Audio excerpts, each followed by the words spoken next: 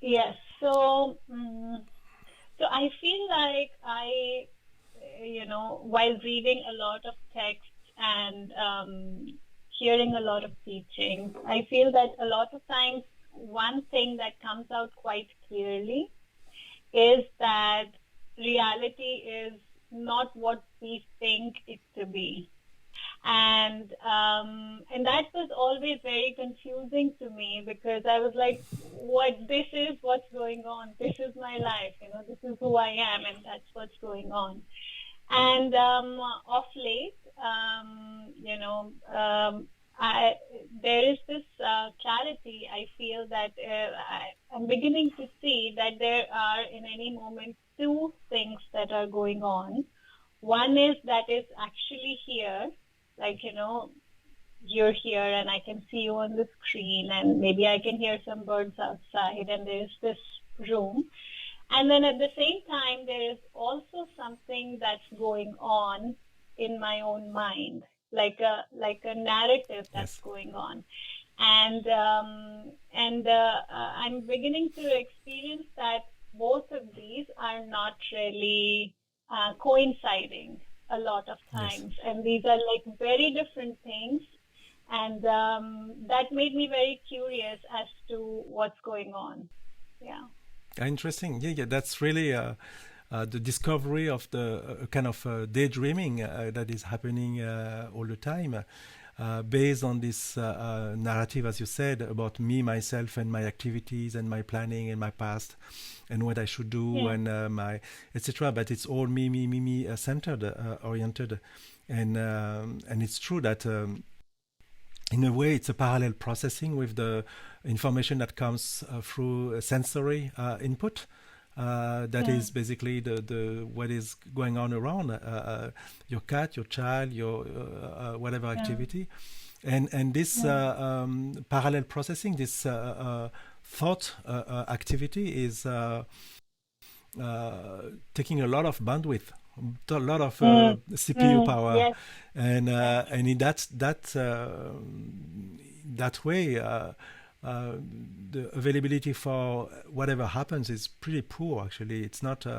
It's sluggish. It's not responsive. Yes. You see. Yes. So kind of usually what I say is more like in a haze. It's not really defined. It's happening. There is a way of saying, well, it's my cat is next to me and all that, but it's more like a uh, um, it's not really seen. It's there are some cues Wow. that give it at some point, and then the cues are assumed to be there still because the shape is more or less next to me, but actually you don't see your cat. And then and that's thanks. I mean, thanks or because of this thinking process that goes on all the time. So the question is, and that's part of the traditions of all mystics and spirituality, is that this possibility that the what we call the thinking process, what we call the mind, might not be really useful and actually damaging to our lives, and that maybe, and that's my what I put a maybe because I want you to explore for that, but that maybe without that narrative, as you said, life is much more full, much more clear, much more precise, and still nothing bad happens to Shilpi. That's discovery to be Yeah. done. That without this narrative, it's not like everything goes totally um, out of control or out of whatever. Within the story, there is still very much a possibility of logical, beautiful unfolding, but not anymore in relation with this thinking process. Wow. Yes, that's very wonderful to hear. I almost got goosebumps. But at the thing that what like you said, the amount of the CPU that it takes, the Yes. processing, the amount of energy it takes to process that, and then what really is left is just like and I haven't experienced it that deeply, but there is this sense that, I know things vaguely, in a moment when that story is going on, it feels like I know things vaguely, but I don't know them closely Yes. or intimately. Yes. And my experience is, it almost feels like whatever is happening is being used to record as something that will be a narrative in Yes. another Yes. moment. Yes. It feels a bit like that. And then, and what really, when you were speaking, what really stood out for me was that how could I have not noticed it? Hmm. But because it's very clear that what's going on right now, and if I'm thinking of some work that is pending and that is due in 2 days, then there is clearly a Yes. disconnect. But that disconnect is not Yeah. seen. And like I'm speaking to you about it, but I still am spending most of my time, most of my days in that auto Yes. mode, and but sometimes there is this recognition, but yeah, but what's going on is really not what is Yes. going on, Yes. so how come it is like it is so blatantly there, and it is yet like not even in the sphere of questioning for Yes. us, it's like It's true. Well, why the why is pretty simple to discover, because by a little bit of honesty and true analysis, the sense of existence, the sense of who I am, is really greatly has been or greatly derived from this thinking process. I am the thinker of my thought. I am the one who is thinking. I am the one who knows. I am the one who can decide through the thinking. So it's all in this sphere of concepts and memories and habits and stuff like that, and to question that is basically to question our own existence. Do I really exist yeah. outside of that? Who am I outside of this sphere of thinking? This is really scary. This is strange. Seems almost impossible. So a whole life goes on as a thinker of my thought and kind of maybe a mind or a soul thinking or something like that, kind of disconnected from whatever happens, because to leave that aside, or to realize it's actually not who I am really, is too scary and too challenging, and there is a requirement of maybe a bit of context for that to happen, for this recognition, or courage, which is also the context, and then a quantum leap can happen, saying, well, these are thoughts. They are like birds in the sky. They come, they tell a story, a beautiful, quick, and then they go away, and they don't define Hmm. who I am really. They are just telling a story, and they don't need to be there all the time. I'm still very much existing. I don't know what I am or who I am. Okay, fine, but I am without these thoughts coming in all the time. They can be out, and still I exist. And then within that space, within that blue sky, what we said just before, the whole part of the script of life, based on sensation, on emotions, on whatever happens around, is so much more revealed, so much more alive, so much more available for enjoyment, and not anymore in a haze, covered by this thought.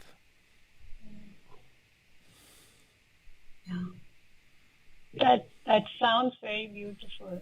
Yeah, but it's practical also, Yeah. Shilpi. It's not. It's Uh, not. I mean, we can see together that there is a kind of smoke of screen, a screen of smoke that is on top of everything, through this non-stop. And why is it non-stop? There is a very good reason why it's non-stop. The reason is that if I exist, it's a supposition that if I exist, I must exist all the time. And if what I am is the thinking process, it cannot stop, because if it stops, I lose my identity, I lose my existence.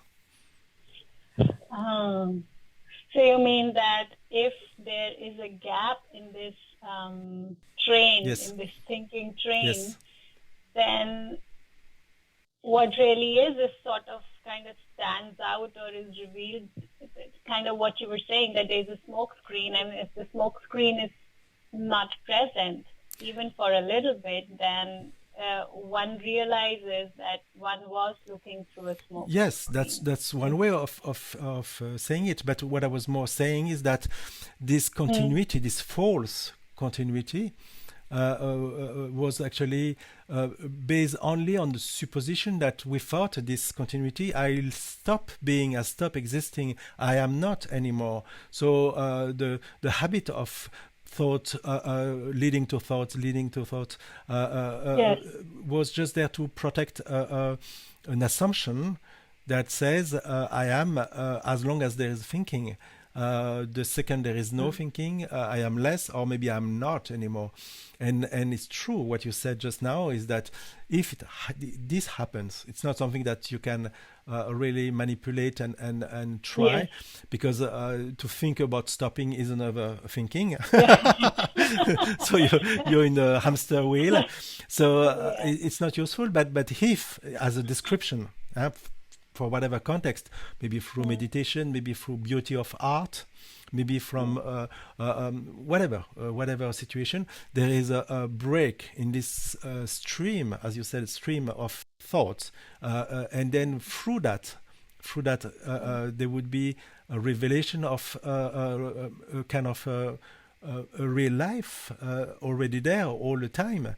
That Mm. says, "Hey, I first thing, you still Look exist. here. You look here, and to look at this beauty, this is really all the times there. It's just not. It doesn't seem to be noticed, but it's all the Mm. time available." Wow.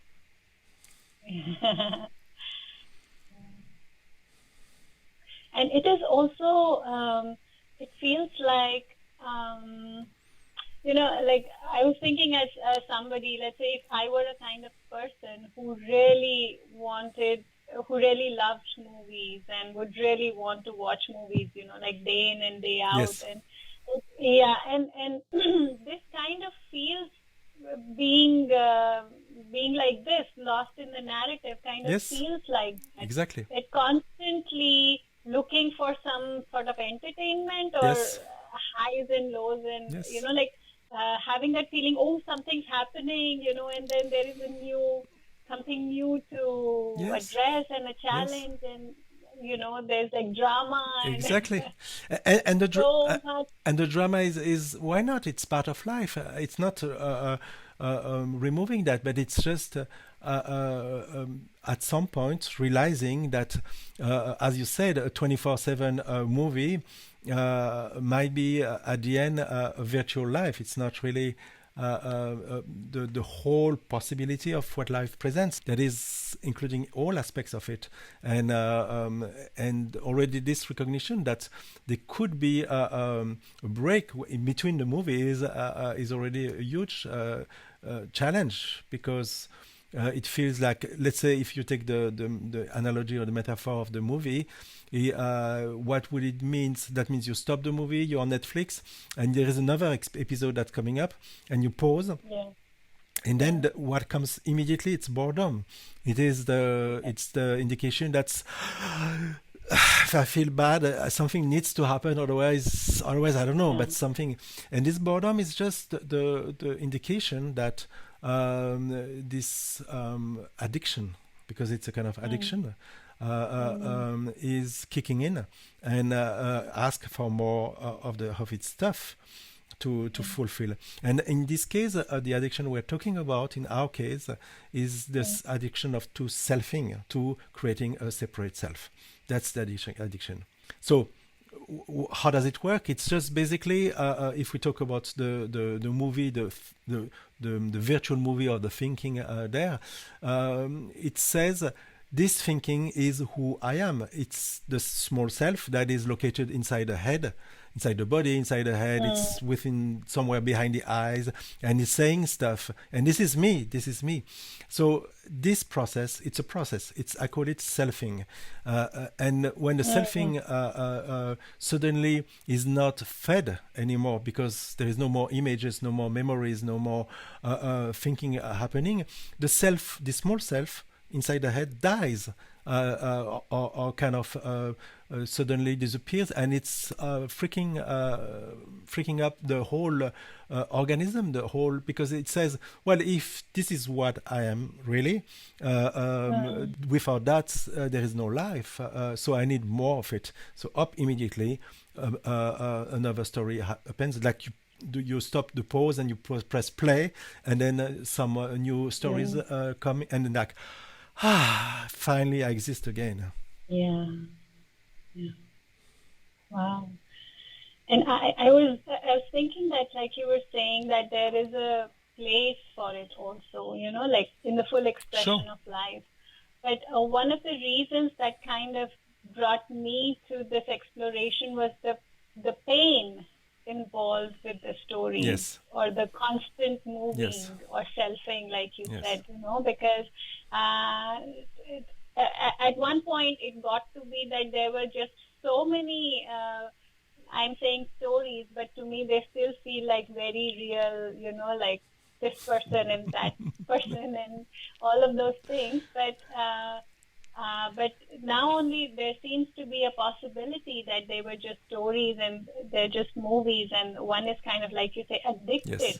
to watching it because that's one of the mechanisms of this, the selfing that you're Yeah, the saying. But survival of the self. yes, but I feel like from where I am, I feel like for now, I feel like I really have had enough of the movies. Yeah. I kind of want to go on a long break from it, or at least watch them not being like so into it, Yes. that Yes.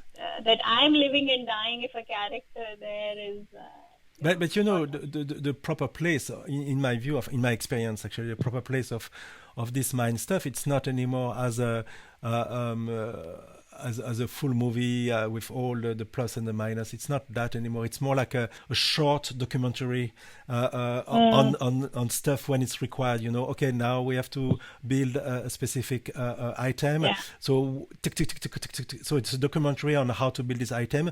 There is a kind of abstraction that comes there. There is a kind of thinking that is related to that. It gives the mm, answers, and then it stops, and then it's the end. It doesn't require to go on and on. And it's not a movie; it's a documentary. So we're talking yes, about I something like different. that. I like that, the without the drama, Exactly, so not the exactly. documentary. It's about facts, Yeah. and it's about, yeah.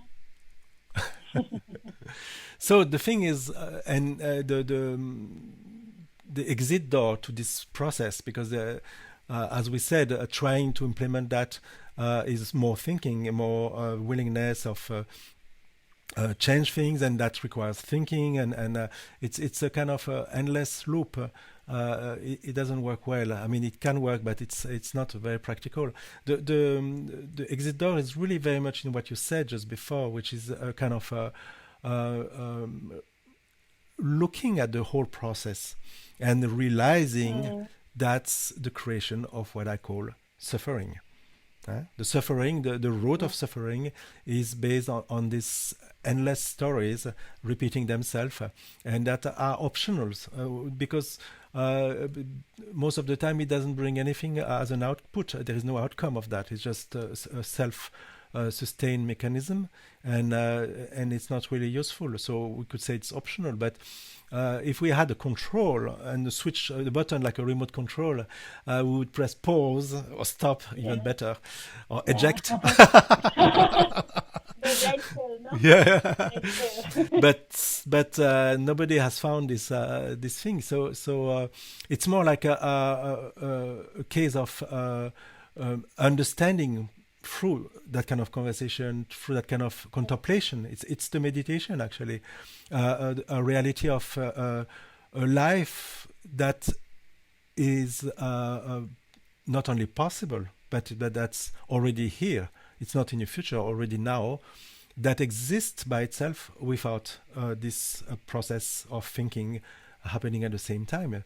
Saying, well, there is a life there because when I was doing the dishes before, suddenly the mind stopped, and then there was just the foam, the bubbles. There was the water flowing, the noise of the cutlery that was getting washed, and this was a dance. This was amazing happening, and by itself it doesn't mean anything, but it was just worth just the direct experience of it. This is the exit door of staying within the realm of thinking, the realm of mind. And it's not the only one, but it's a very powerful one, actually. So it's on one hand being aware of this stupid process happening all the time for nothing, being fed up with that. I mean, that's what you expressed also, because it requires a kind of as I said, a quantum leap, and this requires energy, and energy comes from this realization. It's not suffering is optional. I don't take the option of suffering. It's not that you can do anything, but just the I would say the kind of inner decision.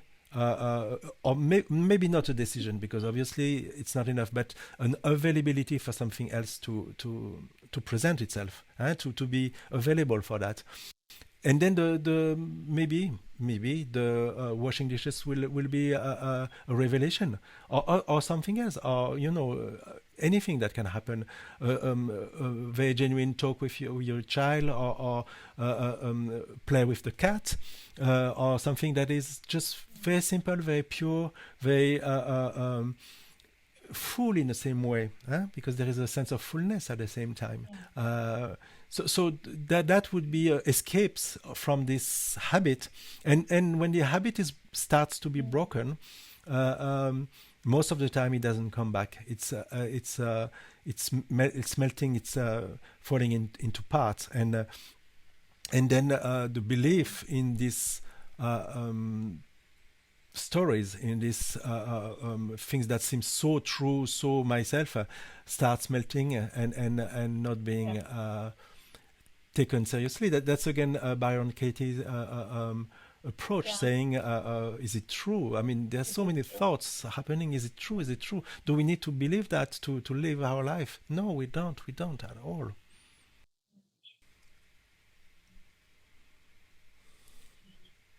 And what was also interesting is that you said that, that at some point you realize that what is happening is happening, and that because the narrative most of the time is that I have to do this, oh, I didn't do this, why did, like that, as if, kind of, it's like a huge basket and I'm just holding it all together. Somehow it's about to fall apart. And what you said is that maybe further down, there is this scene that I really am not the commander-in-chief here, kind of doing Yes. everything. Yes. Yes. So, Yes. can you say a bit more Yeah. about that? Well, that was actually the angle, or the main tool that Ramesh Balsekar was proposing, saying this hypnotism based on mainly on the thought of not only a thinker, but somebody who is a doer, who is deciding, who has a sense of doership. I can control my life, and I can produce the thought that are required to go to the next action, to the next thing to be done. And he said that's I mean, that was his angle. I'm not saying it's the only, but that was his experience, and also mine, that it was the number one culprit in the whole process. And so he was saying to release a bit this pressure on the thinking process that seems so not only useful, but compulsory, to have a balanced life, to have a life that's full of coherence, and not go in a crazy mode. What is required is that there is a deep exploration on the sense of doership. Am I the doer of I am the decider or the doer of any of my actions. Who is this I who is deciding to do this or to do that? And that's really very much used to deflate the level of importance of the thoughts. Because if the first conclusion is, well, I checked everywhere, and there is no one single thought that led to an action from some decider that was there. The thoughts came out of the context. That means I have vanilla, chocolate, and pistachio ice creams because of my childhood. I'm very fond of strawberries because I had a field next to my house. So the strawberry comes out. They're out of the context. The memories, the smell here, the beauty of the presentation, and then the selection is happening by life itself, by the context itself, and a thought maybe. Is that just to illustrate, just to say, well, to talk to the seller saying, I want to have a strawberry ice cream, but is it really somebody who is choosing that? No, it's the context. It's always the context. And you can check for yourself every single time for everything that had and is being decided. There is no chooser anywhere except the context of life. So that was the first exploration that removed a lot of pressure on this thinking process. That means what?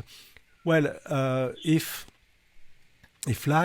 the elements in presence are the real decider, there is no worry that this small gremlin inside my head will wrongly choose or rightly choose or not choose at all, and everything is going to be stuck, because it's not coming from there. It's coming from a different place, actually. Every step in life, in the script, in the story of life, is coming from a different place, which is life itself, and not a small gremlin located inside her head. And that was really the big thing of Ramesh, saying, look at that. And immediately there will be less pressure on the thinking process to output something all the time, to gain control, to keep control, to not lose track of what's happening, to remember, etc., etc. We would say this is going to be a habit that's going to be disappearing with time. And it also seems like a very kind thing. Yeah. Because there's just so much of stress and anxiety and so many things that are resulting from the constant movement of and and then the reactions, like you may scream at your child or you may do something else out of that sort of like a pressure that builds up, and so it just feels like a kind thing to do to oneself, sure. And also for sure. to family and friends. Yes. Yeah, it is this constant pressure, as you say, or suffering based on Ramesh was giving a list of items that might not appear anymore, like shame, guilt, envy, jealousy, pride, even on the positive side, etc. Because it's known that this decision, whatever according to society was right or wrong, is not the decision of a small self located inside her head. So there is all these elements I gave just before will not be able to appear, because they are meaningless in this case. They have a meaning only compared to somebody who is taking a decision. Yeah, is that a possibility? For that long list to not happen? Sure, it is very much a possibility. But this possibility is only validated on the second step, which, because I said that's the first step, is that one. The second step is a short one, but it's a quantum leap. It's another big one, though it's short because it's just one realization. It's not a study like we've done before, taking an action and checking is it my action or is it the context. So that requires time and a bit of passion about it, because without passion, it's not really happening. But if it happens, then it leads to the second conclusion. And the second conclusion is really puzzling because it says one thing. If the one so-called here, the one, the set of control, has no control, has no power, has no means to decide anything, is there really someone here inside controlling anything? Is there really a me? Ramesh was saying, my dear child, is there really a me? Because the me was defined as being the controller. The conclusion of my quest, of my exploration, is that this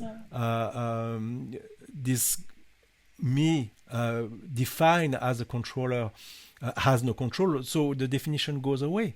There is no more possibility of saying there is a me controller that is not controlling. It's defeating the whole thing. So the whole concept of localized existence as a separate me goes away because the thing that was sticking everything together, gluing, gelling the sense of separation, was this impression of the false impression of doership, of I am the doer of my action. And that goes all the way till, but actually the question becomes moot. There is no, the question of I am the doer or not the doer of my action is gone because this me that's supposed to have it or not have it doesn't exist in the first place.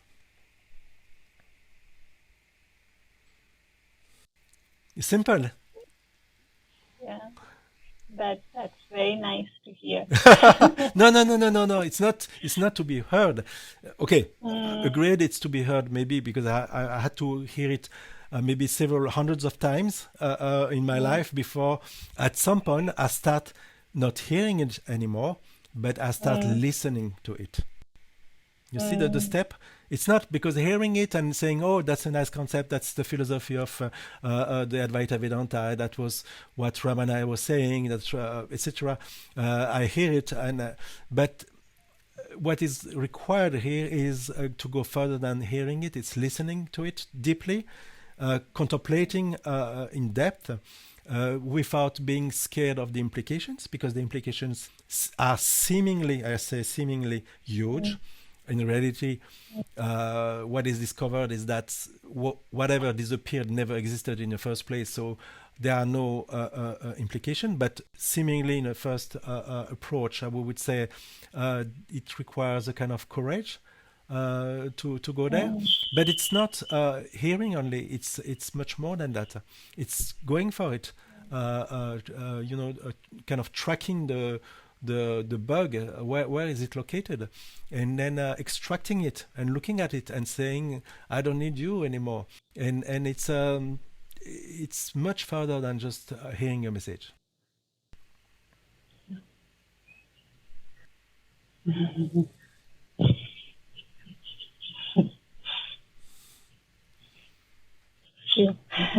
So, but Shilpi, you've been doing that also. So it's not that it's alien to you. This exploration. Yes, it's not like you said, it's not the first time, and a lot of texts that I read also, like be it the Buddhist texts or Upanishads or anything, Yes. It's the same thing, and yet not enough disinvestment has happened with my whatever it is. But I feel this discovery that but this is anyways just going on almost, it feels like out of context, not useful, and whatever is going on, and then this is what is here, and that gives an ability to be present, to listen more closely, to see, hear more closely, and to just connect so much more. that I feel that if that is somehow by grace, if that is followed on, Yeah. then probably what seems like words to me right now when you're saying it, but yeah, maybe it will be like you're saying, it will be listened to more closely. Maybe it will become available at some point. It is available right now, but I feel like I'm not available to it Exactly. or Perfect. whatever it is. Exactly, Yeah. because the concepts, each of the concepts I just said before, can be Yeah. checked right now by Shilpi. Yeah, Mm, this is yes. I can see that in my life. I can see that in my life. I can see. So, mm, but then having the global picture yeah. and entering the zone of the conclusions, Yeah. the not the theoretical conclusion, but the Mm, practical, alive conclusions of what it mm, means yeah. uh, requires a kind of investment Yeah. that is maybe not available all the time. That requires maybe a specific Yeah. availability, a specific context for it to happen, for sure. Yeah. Yeah. Mm. But at the same time, can you not say that it's so simple to divest this sense of specific localization, so the fragmentation coming from a me located here in somewhere in space and time, and to divest the power and to dissolve it in a way, and just to stay with the mystery of what remains, because then after it's not like suddenly there is a huge me that appears from the sky with a big beard and that's me as God or whatever. It's not that at all. Mm. It's just a loss. It is a loss. It is a loss, and we don't know what we get in exchange of this loss, and that's why it's complicated, or it's intimidating to Yeah. go there. Yes. And when I hear it on, like one part of me is really feels very excited and curious and looks forward to it, and kind of like can't contain myself. And Yeah. then there is another part which, which, yeah, which is like, okay, well, Maybe tomorrow. what do we know? What do we know about this Well, thing? yeah, yeah. I think that's usually I use the metaphor of the skydiving. You have all elements that say, well, people have been through that before, and they are not only they are still alive, but they are totally excited, as you said. It's fully exciting, but a part of me says that this big, I'm sitting on the at the edge of the plane, and below that there is a 4,000 meter of emptiness. Every element in my I would say in my environment says red light. Right? The everything that the memories, the fear of height, the fear.